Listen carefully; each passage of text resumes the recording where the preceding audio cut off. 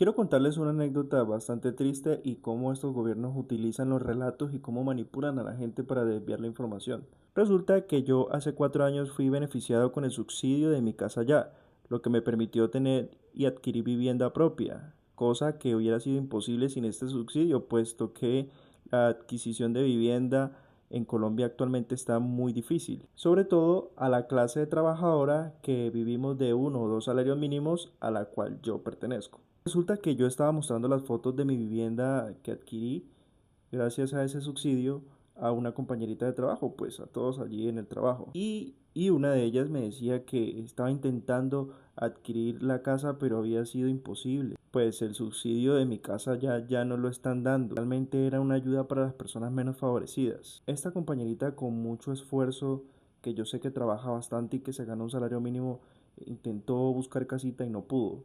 Y realmente para una persona que se gana un salario mínimo es prácticamente imposible adquirir una vivienda hoy en día. Inmediatamente yo le di mi opinión y es que el gobierno suspendió la entrega de subsidios de mi casa ya y que los más perjudicados había sido la gente, el pueblo, los menos favorecidos, a quien iba dirigido ese subsidio. Pero ella me interrumpió y me dijo lo siguiente: Adrián, no es que el gobierno haya suspendido los subsidios, es que el gobierno acabó con el gran negocio que tenían las constructoras, que estaban era beneficiando y enriqueciéndolos aún más.